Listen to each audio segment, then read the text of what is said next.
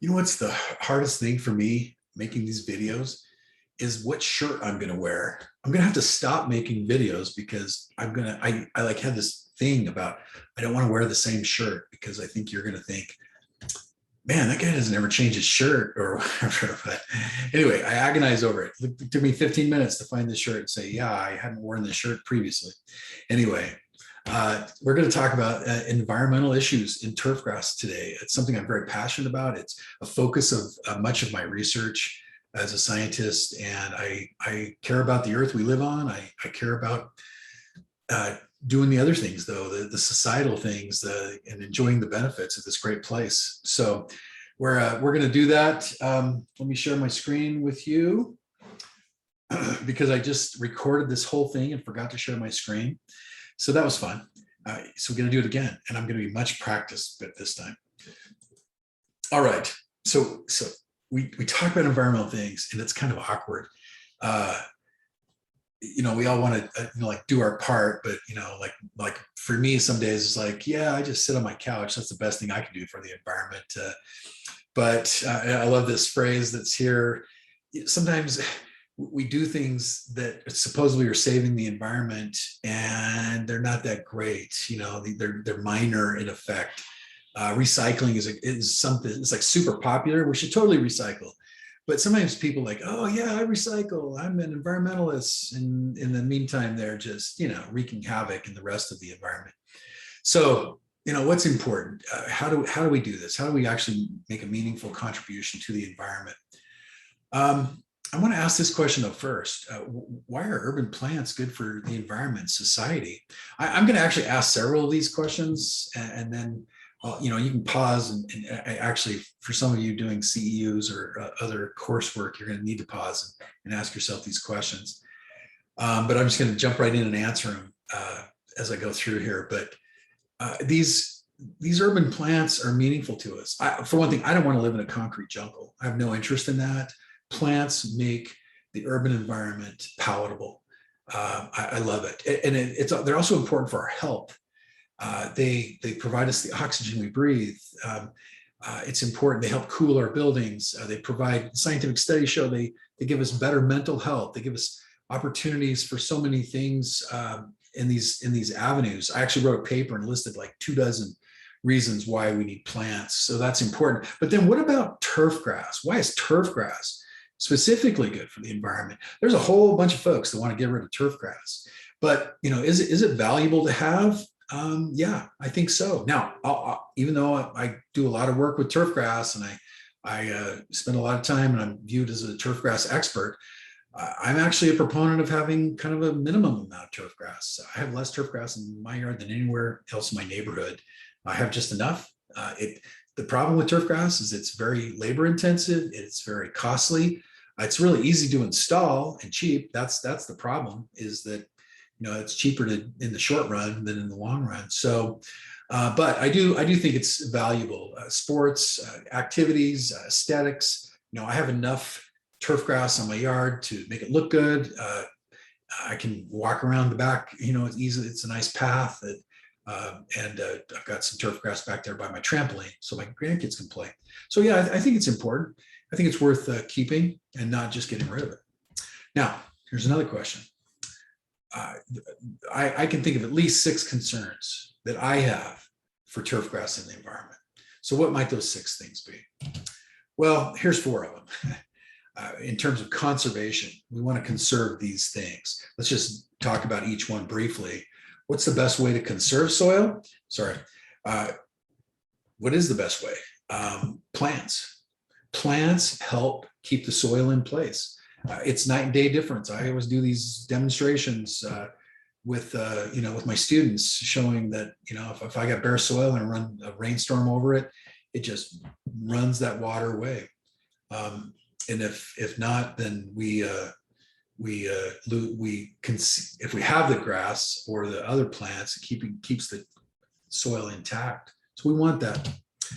Why is it important? Who cares? It's really important. There's entire societies and civilizations have been lost because of soil degradation, soil loss. It was identified as a major problem. It's like you think about the Dust Bowl, and I'm not going to give the history of that. If you need that, you can go do an internet search and look at your history on that. But it was a major trauma for our country in the early part of the last century, and we learned we started seeing that, hey, we're losing our topsoil. This is not a good thing, and in a surprisingly effective government effort, they created the Soil Conservation Service and did some really good work. Good science and good things that not only bless the environment, but also bless the farmers. They, found solutions that were win-win. So that's important. We don't want to lose our soil.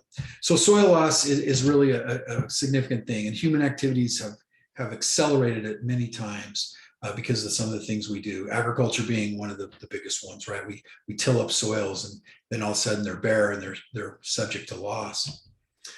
Water and wind erosion are really responsible for the majority of what we call degraded land in the world. Again, significant problem worldwide. And it takes a long time to restore soil. I was taught that it was, millennia, centuries. I've seen results where it's taken decades, but the bottom line is it doesn't just restore itself next year. So we can't just recover topsoil. So it's important. Really important that we conserve soil. Water is also important to conserve. It's really important. So what causes water waste in turfgrass? We're going to hit on this throughout this presentation, but here's a couple of examples. I mean, like I said, we want plants, good for the environment, good for society. Plants got to have water. So if you're growing plants in places where you don't get enough natural rainfall, you're going to have to irrigate. But you can see this picture here. There's a lot of wasted water here. We've got rocks that are being watered, the road that's being watered, the sidewalks being watered. Those are some of the most commonly wasteful situations, is just putting it where it doesn't belong. So that's an issue. And frankly, it's like this parking strip. It's like, what use is that doing anybody? Anybody playing on there? And I could do like this rock mulch here, or like out in front of my house. I have a bark mulch, and I've put in a bunch of water-wise plants and drip irrigation, and I'm using 15% of the water. So 85% reduction in water use because I did that compared to having turf grass out there originally. So we lots of reasons we waste water.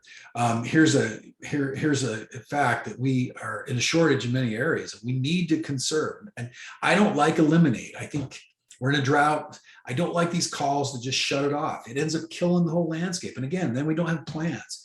It's like, let's at least put on enough to keep the plants alive. And sometimes they might even slip into dormancy, but we need enough to make sure we have a vegetated landscape. I think that's really important. Now, here's this little video. You can see that, we get some wasted water going on. This kind of stuff is very wasteful. Now, I'm not shaming these folks. I mean, it might have just happened, but sometimes these leaks happen and they just, they go on for weeks. A lot of times it's because people are watering at night. I hate when people recommend watering at night. For one thing, it makes diseases worse, but also you get one of these leaks and whatever water you're saving by irrigating at night is long gone. So I like to water in the mornings if possible. Before the heat of the day and the wind starts blowing things around, but that's something to think about. All right, conservation of species. So that's kind of it's like, what are you talking about? Well, what we're talking about is in monocultures. It's really not a great system for ecology. Monoculture is when I basically have one species out there. It's like in farming, it's just we kind of have to do it, like in farming especially, in order to be efficient. And some people would argue with that statement, but the reality is most of our farms are in monoculture, and it's the most efficient way to do it. But it has its drawbacks. And one of those things is species. We don't have enough species out there, and we kind of have a negative impact on things. Lawns are typically one or two species. Some are more than that. We get this diversity of species helps conserve species. The more diversity we have in it, the more we have. And then also helps with pest control, believe it or not, because I get all these natural predators taking care of some of my pests. So that's kind of a good thing. It's not perfect, by the way. You still end up having to do some pest control, but it helps. One of the things I really like is reducing the square footage of the lawn. Like I mentioned, I have very small footprint of lawn on my property. I think when that's possible, that's good. And what that ends up doing is by having more types of plants, I get a diversity of species in the landscape. I think that's a good thing. And conservation of species is actually an environmental issue that we're concerned about. All right, now, is it weird that a guy who works so much with turf grass is recommending that we have less grass? Maybe, but I don't think so. You look at this kind of thing, it's like, how functional is that? And it's not really even that beautiful. And that's a lot of work. I mean, you can see you're not gonna mow that in a short amount of time. In contrast to something like this, that's got more diversity of species, it's got a little bit of lawn, which makes it look nice, kind of creates pathways that are soft, and they kind of helps improve property values. If you start getting rid of all this stuff, property values go down, and energy bills go up to heat your house, or excuse me, to cool your house, heating too, but mostly cooling. A whole bunch of things. It's like people are less likely to go outside and play, et cetera, et cetera, et cetera. So we like this. Let's cut the grass back when we can. The problem is, again, it's cheaper to install the grass. Installing all these shrubs and that, that's a little more expensive, a little more difficult. And so, it's easy when you're doing an install to just put in a whole bunch of grass. But over the long haul, I would maintain it's better to have less grass, both from a cost perspective and a work perspective. Some people will argue with me, but I think if you do it right. So at my house, the areas of my property where I don't have grass, I'm not having to mow them every week. I don't have to water them as much. I don't have to fertilize them as much.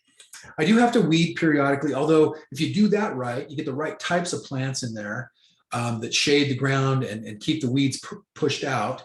I don't have much weed problems in much of my landscape.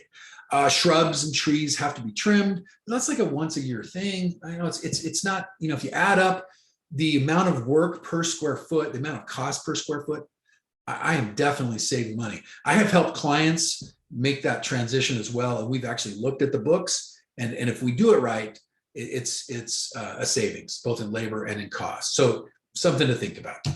All right, now, the last conservation thing, natural resources. What natural resources can you think of that are being used in the establishment and maintenance of turf grass? Some of those would be fossil fuels. Obviously, you put gasoline, for example, in your mower. I've had people argue with me that electric mowers don't. It's like, well, that electricity probably came from fossil fuels. Most of our electricity does. True, you don't get as much exhaust if you're using an electric mower, but somebody's got exhaust when they created that electricity. The manufacture of fertilizer, though, too, especially nitrogen, most notably nitrogen. Nitrogen fertilizer requires the conversion of this nitrogen in the air that we're all breathing. 78% of what you're breathing is nitrogen free, but the non-free part is I have to use energy to convert that nitrogen into the fertilizer that the plants can use. So that's an expensive thing. It's actually pretty significant worldwide how much fossil fuel expenditures we have for fertilizer. And then also mineral deposits. Most of the other nutrients, like phosphorus, for example, we mine those out of the ground, and those mineral deposits are a finite resource, and there's concern that we conserve those as well. So in addition to these conservation issues, what else do you think we're worried about with turf grass and the environment? What else might be an issue? Well, that would be pollution. Pollution would be number 5 of my 6. And we're going to, 5 and 6 of my, and pesticides is number 5. So let's talk about pesticides. We're also talking about nutrient pollution, especially with these two guys. Pesticides are among the most dangerous substances on the earth and should be avoided at all costs. Is that correct? I might differ with that. My good friend Jeff Miller has a saying that he likes to say that they're crop medicines. So let's think about that for a minute. Have you used something to control bacteria in your body? You've taken antibiotics. That's what we call them, antifungal cream. We do these medicines. Guess what? They're pesticides. They're designed to kill pests. Got dog collars for fleas, termite control. Those are pesticides. Even in the caulk in your shower, there's antifungal materials that are pesticides. They're all around us. Now, some people say, oh, that's why we're all dying.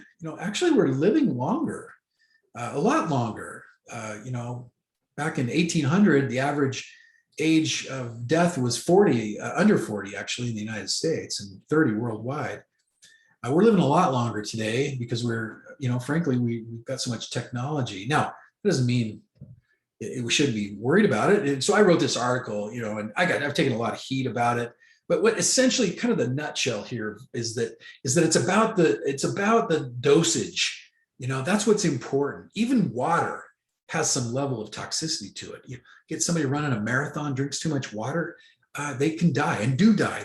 Just do an internet search and you'll find folks that have died from water toxicity. It's a thing. So is water bad because it kills people like that? And I'm not talking about drowning. I'm talking about actually ingesting the water. No, water's not bad for me. Water needs to be taken in the right amount. It's fine. It's about the dosage. So same things about these other things. I mean, you look at some of these guys like black pepper here. That's actually a fairly toxic material. Now, if I put a little black pepper on my eggs in the morning, that's fine. My body can totally handle that. My system is built to deal with that. But if I take too much, it'll kill me. Same thing with my, caffeine in your coffee or my Mountain Dew. That's actually more toxic than a lot of pesticides. Now that doesn't mean you should treat pesticides. I'm not saying that, but I'm just saying. So glyphosate, which has taken a bunch of heat, and frankly, in inappropriate ways, folks just being crazy and not being logical and following science. And that's what I talk about in this article. But it's actually in this lowest category of toxicity according to the EPA. It's relatively non-toxic. And there's lots of studies that show that that's true. Urea fertilizer is slightly higher. It's a nutrient, for goodness sakes, and yet it's also got some level of toxicity. And even salt or here's acetic acid, which is an organic. So we use acetic acid as vinegar in our cooking, but we can also use acetic acid as an organic herbicide, more toxic than glyphosate, interestingly enough. So that's kind of important to kind of put things in perspective. So the question is toxicity is all about the fill in the blank? And the answer I gave you just a few minutes ago. So if you didn't catch that, go back and listen. So here's the thing though. Pesticides are not without concern. But the balance, we need to understand the real story, not just the screaming folks that don't know what they're talking about and have this view of toxicity as all or nothing, when in fact everything is toxic. And our whole lives are chemicals. We're built from chemicals. All matter is made of chemicals. And so it's about the dosage, and it's not man-made versus not, because arsenic is, that's a natural element that's found in our food, for goodness sake, in our soil. And if you get a little bit, your body can deal with that, but you get too much and you're dead. So that's a problem. It's not only a problem in our bodies with these pesticides. If I get too much glyphosate, I could die, or any other pesticide. And some pesticides are worse than others, that's for sure. Some of them degrade more quickly, like glyphosate degrades really quickly. Some of them kind of hang around a long time. We don't really like that. But just like they can be bad for our bodies, they can also be bad for the environment if they accumulate in the environment, such as in our water and soil. And so that's a concern. It really is a legitimate pollution issue. And I don't want to say it's not an issue, because it is. All right, now let's switch over to one of my favorite topics. Which nutrients that we apply as fertilizers to turfgrass are the biggest problem environmentally? Now, if you're paying attention before, you already know the answer, which is nitrogen and phosphorus. Another question: how does nutrient pollution impact air quality? How does nutrient pollution impact water quality? So let's talk about both of those things. Let's start with nitrogen. We're gonna kind of look at the nitrogen cycle here on the right. You can see some pollution issues down here in the Gulf of Mexico. We'll talk about here in just a minute. But the problem is that we get losses. So we put on fertilizer or manure or just the natural cycle of nitrogen in the soil. That nitrogen can go into plants. When we put on fertilizer, That's what we want, but we can lose some. We lose some to volatilization to the atmosphere. We can also lose nitrate to denitrification, goes up to the atmosphere. We can also lose it through leaching down to groundwater or even overland flow through to surface waters. So those are concerns, is both the water and the air. Again, leaching is a concern to drinking water. The main one we're worried about there is nitrate toxicity. It can, if you get high enough dosage, again, a little bit of nitrate's fine. Every time you drink tap water, you're getting a little bit of nitrate, and that is okay. You're also eating nitrate with food you eat. It's part of what you are and what you do. But too high a nitrate in the water and the liquids that mammalian infants are drinking can kill them. Now, how often does that happen? It doesn't hardly ever happen. It's arguably been overblown, but it's still an issue. And we have laws on the books that have to deal with this, and we try to prevent that nitrogen. And even if it was overblown, and there's other concerns for health that are sort of unproven, but regardless, it's like, well, I just would rather not my nitrogen get leached down through the soil. I don't want that to happen. I need that nitrate to end up in the plants. So another one is surface flow, getting water into the surface water, excuse me, getting nutrients into the surface water. This is an algae thing, and the algae will grow, and it's just like any other photosynthesizing plants. And if the more nutrients it has, and if it's, as long as everything else is in place, the right temperatures, sunlight, it'll just grow and you'll get more yield. And so when we nutrient enrich these waters, like the Gulf of Mexico down here, which is a big problem, we got massive tracts in the Gulf of Mexico that are just dead because of this nutrient pollution issue. You get this, what's called eutrophication, that's caused by the algae that is, the dyes falls to the bottom, and this detritus is then decomposed. And as in the process, those microbes of decomposing the algae, they suck all the oxygen out of the system, and we get massive kills of aquatic life. Fish kills are really bad because of lack of oxygen. So that's a significant problem. And it's really nitrogen and phosphorus, both of them are issues. Those tend to be the two that are sort of controlling the growth of algae. And we look at that. Typically, nitrogen is more of an issue in saline waters, such as the Gulf of Mexico, Del Mar Peninsula, those kinds of things. Phosphorus, though, can be a big issue in those bodies as well. But more commonly, it's an issue in freshwater systems, such as the lake that's near my home. We mentioned the air quality, the volatilization. This is what we call reactive nitrogen. So that nitrogen, it goes up in the air, that can end up in these surface waters. And so we're concerned about it there, but it can also end up in sensitive ecosystems where we don't want too much nitrogen, such as certain alpine areas, or after a fire, a range fire or a forest fire, we can, too much nitrogen in the system can actually favor the formation or the establishment of noxious weeds. We also get this nitrous oxide. It's a very potent greenhouse gas. That's an issue too that we are concerned about. Talk about that here more in just a second. But again, nitrogen does it. It's phosphorus also. This is actually Fish Lake. We kind of tend to blame agriculture and the urban environment for causing this nutrient pollution. There's really not a whole lot of contribution up in Fish Lake by either agriculture or the urban environment. So it's it's a natural thing, like algae grows, right? But it's, once again, it's about the dosage. A little bit of algae growth is fine, other than it, annoys me when I'm trying to go fishing, but too much is the problem. It's the dosage. So I mentioned the nitrous oxide. I just wanted to mention this as well as part of it. Is it usually when we're talking about warming potential of the atmosphere, we're talking, the most notorious greenhouse gas is carbon dioxide. That's because there's really more of it, and there's more of it that's produced by humans. But 8% of the total anthropogenic greenhouse gas emissions come from nitrous oxide. So that's not exactly a small number.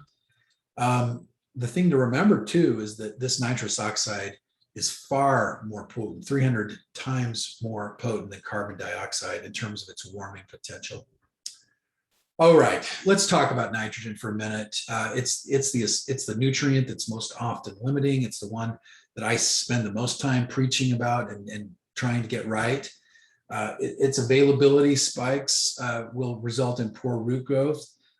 We get also shoot growth, get too much growth at the expense of roots, too much shoot growth at the expense of roots. Can affect athlete safety, can affect aesthetics and other things as well, but it's also an environmental concern. So our goal is to optimize nitrogen utilization. We want a slow and steady supply to match plant growth.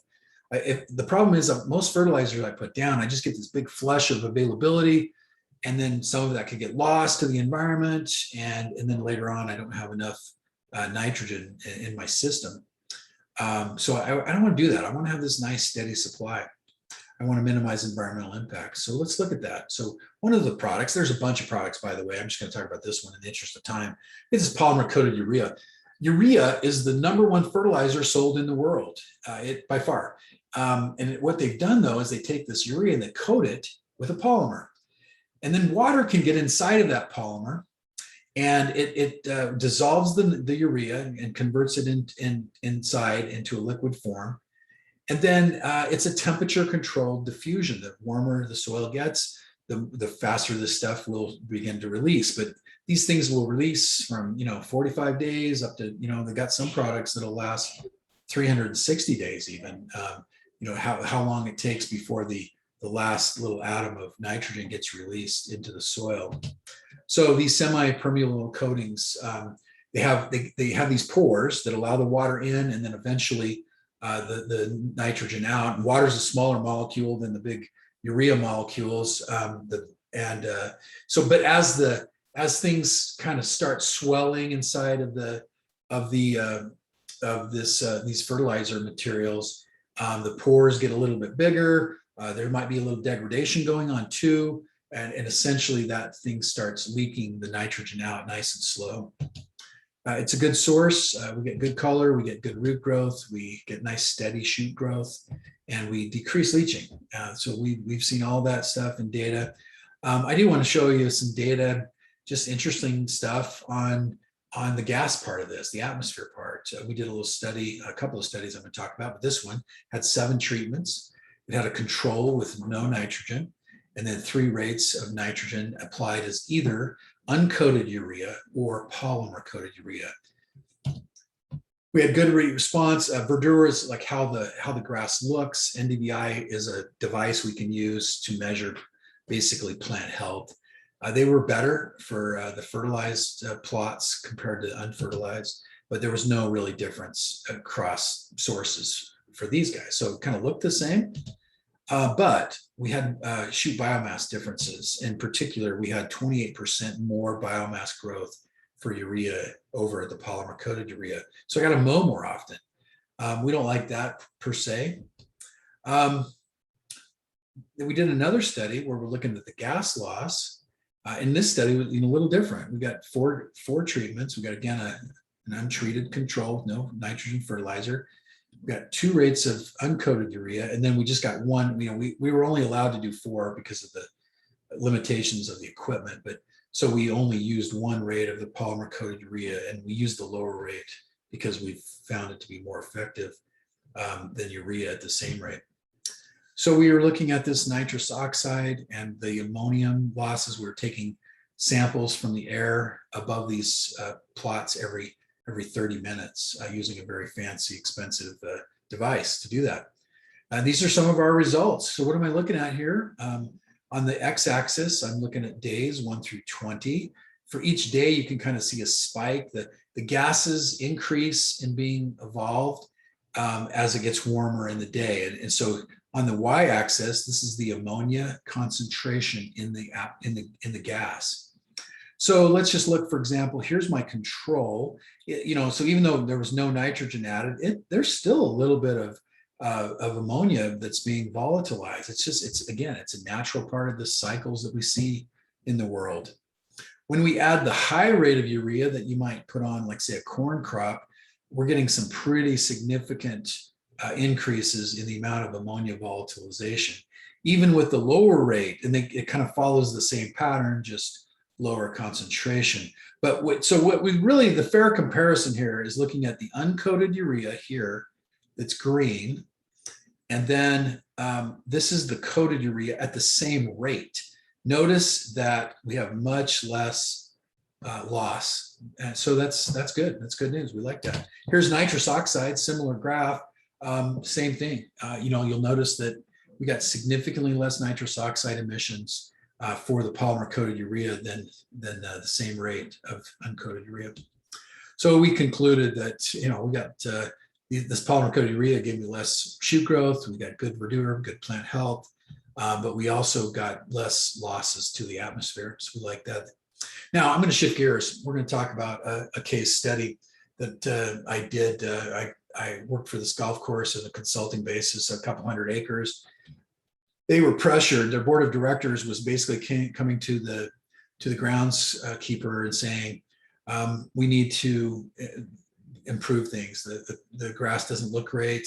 It's not very playable at times, and that's got to get fixed. But we're also under pressure from the community to be more environmentally responsible. And guess what? Our budget's really tight. We're having trouble paying our bills. We're going to have to cut some things. Yeah, great position to be in. The answer might be go get a new job, but instead he contracted with me, and we said, hey, let's solve this thing. So can we do that? How would you do that? What are you going to do? Well, first thing I do is I start with a soil test. From experience, I've learned that that's an important thing. When we did that, all of the soil test values came back high, or in the case of phosphorus and boron, they came back excessively high. And the salts were high, even though normally when salts are high, it's because the irrigation water is high in salt. That was not the case here. We tested the water. The soils in this area are not naturally high in salts. So I concluded that it was likely because of over-fertilization. And fertilizer is salt, which is good. Like plants need salt, you need salt, I need salt. Too much salt, dosage, right? That's the problem. Too much salt's not good. So we confirmed this, though, that all of the plant analysis levels, we took the tissue from the clippings, and they were all sky high. Boron was even approaching toxicity. So I find out, it's like, what fertilizer is going down? I was told that they had this great magical fertilizer that just worked wonders, and they applied 5 pounds per 1,000 square feet every month for 8 months out of the growing season. That was their ticket, their magic solution. Now here in red, you see the fertilizer and the percentages. So by law, fertilizer has to have these 3 numbers. The first one's nitrogen, 20%. The second one is P2O5 at 5%. And the third one is the potassium, or K2O, at 10%. But this fertilizer is a fairly complete one, and it's got 4% sulfur, 2% calcium and magnesium, 0.5% of iron, zinc, and manganese, and 0.2% of copper and boron. And what that results in terms of pounds of nutrient per 1,000 square feet, I abbreviate 1,000 square feet with this TSF per year, there's 8 pounds of nitrogen, 2 pounds of the phosphorus, 4 of the potassium, etc. Here's my numbers. So we're getting all these fertilizer, all this nutrient been going down. It's been going down, and this has been happening for years. So what are you going to do differently? Is that good? Is that saying, hey, that's perfect, right on the money? If all of those soil test values were super high, do you really need to be putting on phosphorus, say? The short answer to that is that most of the nutrients tend to stay kind of resident in the soil, like phosphorus, potassium. If they're high, they're going to stay high, even if you're not putting on any fertilizer, and even if you're removing the clippings. So that's a little bit of a preview to an answer coming up. But nitrogen is different because it's so transient in the environment, like we've talked about, that even if it's high today, it might not be high next month or tomorrow even. Depending on how much rainfall I get and plant growth and all those things. So we need to just, even if it's high, we're probably still applying nitrogen is the answer there. So again, this is what they were doing. The new approach is based on soil testing and science. I believe in science. I believe in data. I like to say, in God we trust, all others bring data.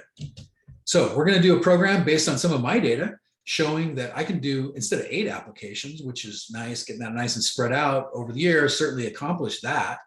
But I have found that if I can reduce my labor costs and get just as good a results, or even better, with 2 applications. early spring, early fall, I'm going to put on 2.5 pounds of ammonium sulfate.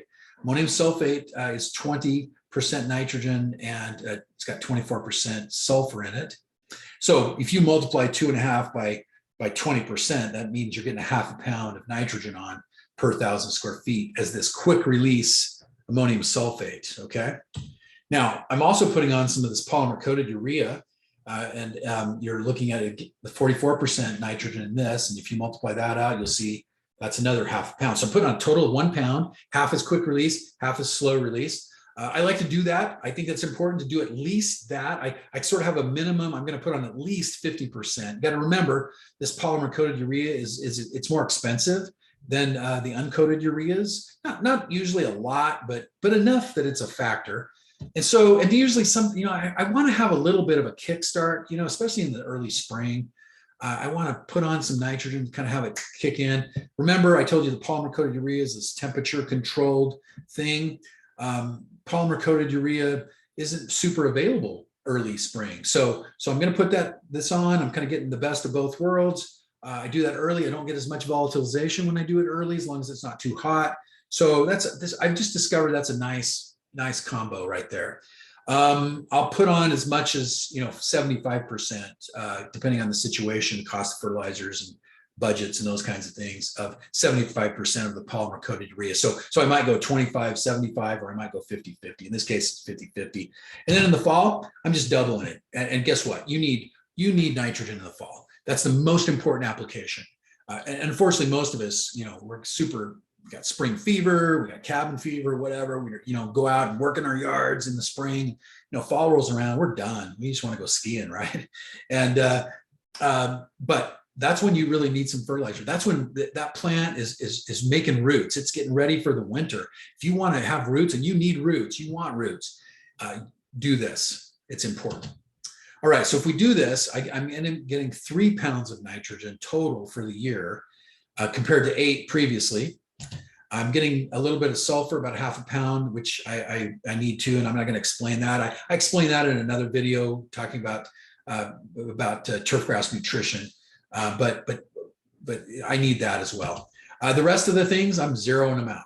So here's the question. Are the soil test levels going to plummet? Let's say 5 years. We came in and did an evaluation 5 years later. And so what would you expect? Do you think those soil tests had just dropped to low because we haven't been putting them on? Well, guess what? Soil tests were still high. They had dropped a little bit, but not much. Pretty insignificant, less than 10% in most cases, nothing more than 20%. The salts were low and back down to a more normal level, so we like that. We also looked at the plant analysis and found that everything was in the sufficiency range. So we like, you know what, we're good. And we're going to continue to watch it. Probably not going to need these fertilizers. Probably not for the rest of my life. And the soil at this place was built up so high that you just got a big bank of nutrients that you're going to just be able to use for many, many years. But we're going to keep testing because we need to, manage. And so we like to measure what we manage, right? Okay, now let's shift gears and talk about irrigation. This is what they were doing. They had an automatic sprinkler system that was put in like on day one. And it was set by who knows who, run 3 times a day, and never changed, believe it or not. 3 times a day, morning, afternoon, evening, 35 weeks out of the year from spring to fall. That equated to about 2.2 inches per week, 77 inches for the year. There were a lot of leaks. When I looked at the side, there were leaks everywhere. The distribution uniformity, which is what we use to measure how evenly the water is being applied, with 100% being perfect, which isn't achievable, by the way, with an irrigation system, but 45% is pretty bad. We used some sensors to kind of evaluate what was going on, because I needed to show these folks what was happening, and they never, ever left being saturated. They were saturated all the time. The field actually smelled bad. After a core aeration, where you pull the cores up and lay them on top, I could smell like this swampy smell, stinky, anaerobic smell. So if you're faced with this, what are you going to do differently? How are you going to change things? Folks are sometimes reluctant, especially with water and fertilizer. It's like, man, we've been doing this for a long time. This is what works. I don't want to rock the boat. Well, I would suggest doing some things differently. So first thing we did is replace those irrigation clocks and put in smart controllers that they know if it's rained, and they know we actually attach soil sensors to them, and they apply the water in the mornings. We have a program to do it just in the mornings, early, before golfers show up, but not every day. And in fact, sometimes we went as long as 20 days in the spring or the fall. We just didn't need it. There was enough water there because of rain and dew and whatever else. We also installed valve in head technology, which is really cool technology where you can turn on each individual head with an app from your phone. So if I got a little dry spot, turn it on. Cool. We were using anywhere from 0 to 2 inches per week of water, but the total measured was 28 inches per year. Now, contrast that over here to 77. That is a tremendous difference. And frankly, it's healthier for the grass. We hired a 2-person irrigation crew. I usually recommend this to folks, and they often balk about it. They're like, wait a minute, we're trying to save money and you're telling us to spend money. And I'm like, yeah, get a couple of, minimum wage, or, I don't know, 10, 15 bucks an hour kind of people. And, high school kids could do it, whoever. And their job is to keep an eye on the soil moisture readings. That's their job. Just keep every day. They're looking at those things, the ones that are buried in the ground, as well as they're going to have a portable unit, and they're going to drive around the course, and they're going to look for water problems. They're going to spot water as needed. But, if they see a dry spot, go over and stick the probe in the ground, make sure that it's dry. It's brown because it's dry and not because of something else. But if it is dry, then they'll turn on the valve right at that spot, get a little water on it, and then they'll make a note and say, hey, we might need to adjust. The system doesn't seem to be working right over here. Might be a leak, might be a bad nozzle, might just be a bad design. Distribution to uniformity nearly doubled, all the way up to 74, which is a pretty good number for overhead irrigation. If you get in the 70s for overhead irrigation, I'm pretty happy. The irrigation was set so it didn't turn on until the water potential that's supposed to be a negative number, actually. We waited until it dropped out of saturation down to where there was a little oxygen in the system and it needed water. We don't want to go too low. We don't want to go below about minus 60 kPa. That's kilopascals is what kPa is. And that's how we measure water potential. But if I start getting below that, then I'm in stress in my grass. So we set the system to run there. And guess what? My soil smelled great. It was awesome. No more stinky. All right, so we're cutting back to water, but does that mean, a lot of people would say, yeah, if you do that, you're going to have bad grass. You're going to have a problem. And when I say bad grass, I'm not talking about the grass that some people think at some universities. No, I'm talking about turf grass, bad turf grass. The case study here, continuing on, pest control. Talked about the nutrients in the water, but what about the pest control? There were significant problems, some weed problems, especially annual bluegrass. It was really the only major weed problem they had, but it was significant. They were dumping on the herbicides, 3 generals to kind of take care of the broadleafs and some crabgrass control prevention, and 2 applications to try to control the annual bluegrass, 2 insecticide applications, 5 fungicide applications. They were just having tremendous disease problems. And so they were just throwing everything at it, trying to keep the fungi from taking over the golf course. Once again, what are you going to do different? Are you okay with that? Is that good? You start backing off. You get really nervous when you back off. It's like, am I going to have pests take over my grass? So, new system. 5 years later, I'm just going to jump ahead to 5 years later. We had significantly better grass.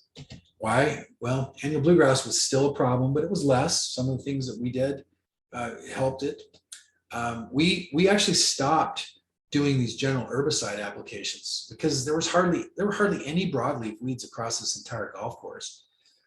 They just had a spot spray system that they put in place. They'd have their folks, their workers carry some herbicide with them. And if they saw a dandelion, they just spot spray it right on the spot, and worked pretty good. It was awesome. They did do one thing I made a mistake here on. They did do an application for crabgrass prevention. So that was there. Plus there was one application for annual bluegrass.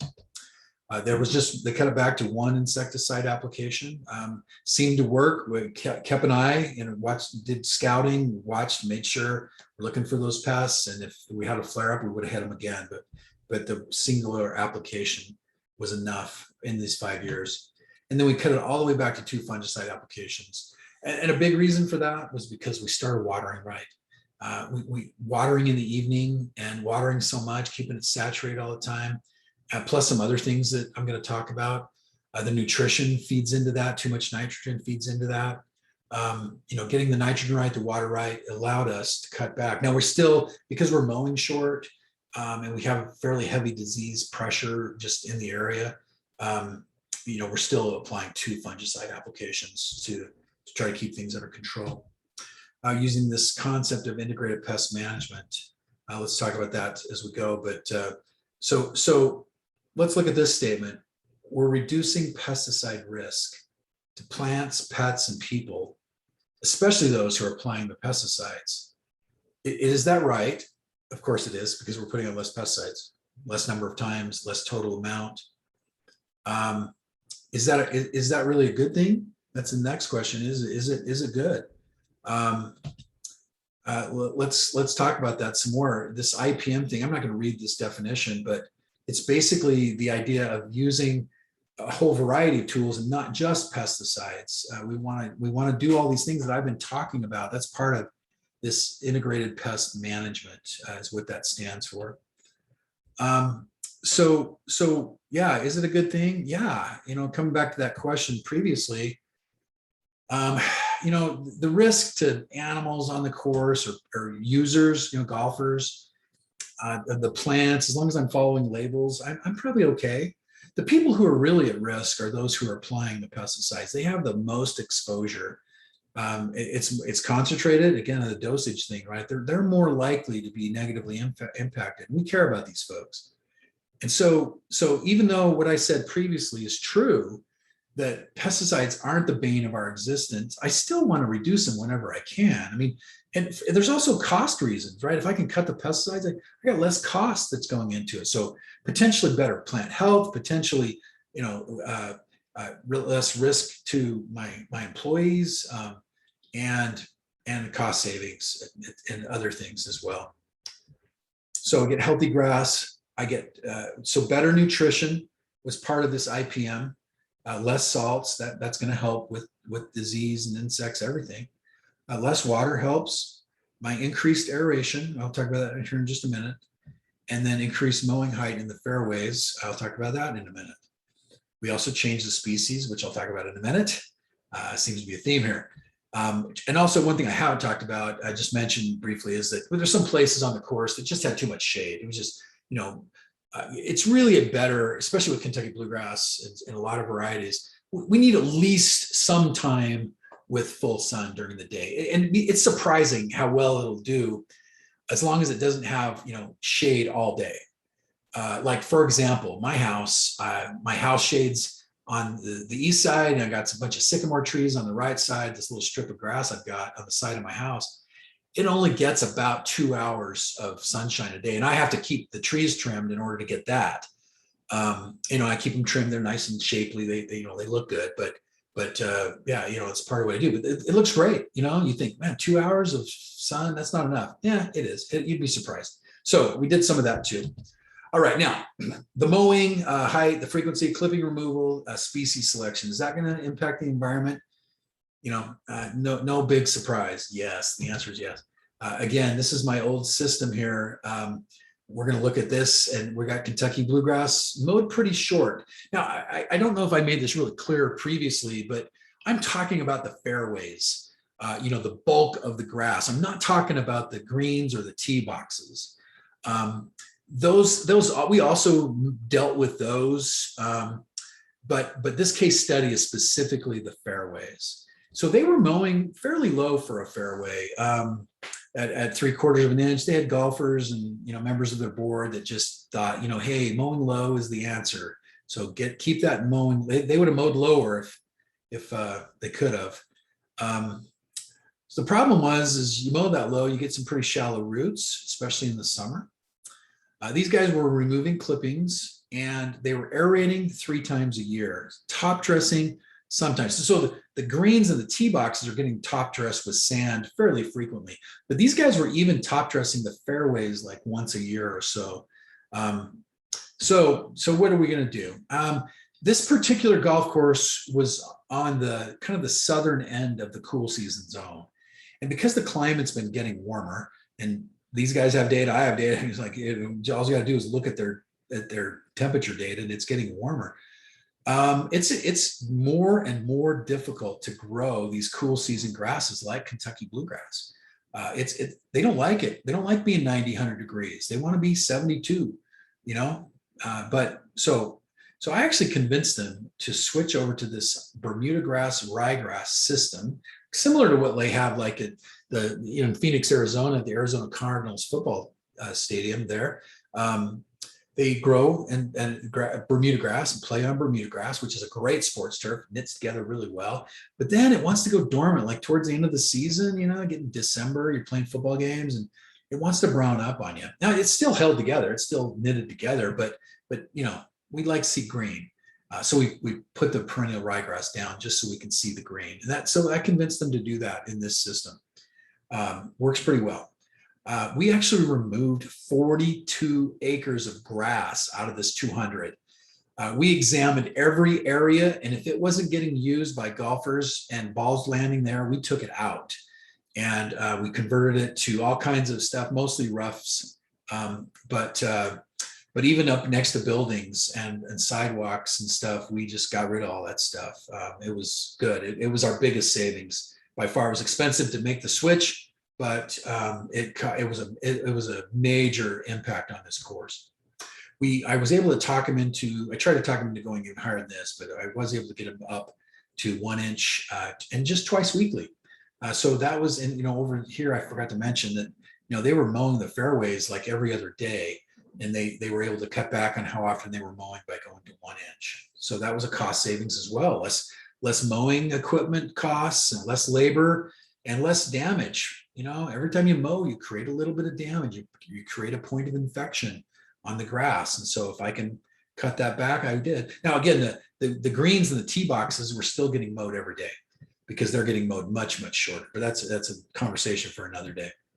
The roots were deeper, far more than twice as deep as the bluegrass. And part of that's species and part of that's mowing height. Bermuda grass tends to root deeper. It's part of why I like it so much. And also mowing higher gives me deeper roots. But yeah, and that gives me better water and nutrient recovery. So I love it. We love it. It allows me to do some of the irrigation changes that we were talking about. The clippings were actually recycled. We spent a fair amount of time finding just the right, mower that would take the clippings and chop them up pretty fine and recycle them right in place, which wasn't perfect. I'll talk about that in a second. We just started aerating once a year for most of the course. There's a lot of area on this course that didn't get much traffic. And so we said, if there's no traffic, we're just going to aerate it once, and that's good enough. However, the high traffic areas, they were getting irrigated sometimes every month in these places like where golf carts are just driving constantly, and so that was a difference. Putting the aeration where it was needed. So this was no small investment. It was a pretty big investment for these folks. The new grass was costly. We paid for soil water sensors to install, as well as irrigation controllers, new heads and wiring. We had to pay for this crew to do the irrigation repairs and monitoring, soil and plant tissue testing, and also water testing. We introduced, which is honestly, compared to most of the rest of this, is just such a small number. It's baffling to me why more people don't do it. And then some consulting fees, which also were surprisingly low compared to the rest of what this whole thing costs. They were able to cut their budget by 58%. Man, talk about a huge win. The boss gives you a big bonus. I even got a bonus because we were able to do this. We used less water, and they were paying for water, less fertilizer, less pesticides. The overall aeration was reduced, less mowing, fewer sod replacements and less waste. And so the clippings, they were hauling it. They had their own little landfill, and they were putting these clippings in there, and it was a massive pile. And they no longer had to deal with that, which was, and the labor on that was the biggest savings for the clippings. Just not having to haul the clippings off is tremendous labor savings. So environmentally, the board of directors was able to go to the community and say, hey, look at us. You know what? We're doing things. We did some estimates for them, and they reduced consumption. They put some numbers on those, how much fertilizer, pesticides they were using. They reduced the risk of fertilizers, especially to their employees. Volatilization was reduced significantly, big time. Nitrous oxide 2, leaching of nitrate as well. And also reducing water consumption tremendously, and then reduced mower exhaust. So all kinds of environmental positives. And the grass was healthier. That's what's awesome. Less complaints. There, previously they had all kinds of wet spots from leaks and from just overwatering, frankly. But then he also had some dry spots because of the irrigation uniformity problem. So they had complaints. There were less brown grass. And now the one negative that we had from this whole thing, other than just growing pains, there's lots of those negatives. But some golfers could complain a little bit about getting little clipping pieces on their golf ball when they're out on the fairway. But the course said, you know what, we're going to double down. It's okay. You can get, usually it's only a problem in the morning when there's some dew or late at night. So it really wasn't too big of an issue, but it was an issue. And some folks did complain about that. Now, I'm not going to go through another, you see that, you might have a heart attack thinking, oh no, here we go again. This other case study I just mentioned, it was very similar in many ways. The big difference was, and it's something that I think it's worth mentioning because I really like it, is that they used a liquid acid fertilizer injection instead of the fertilizers that I described previously.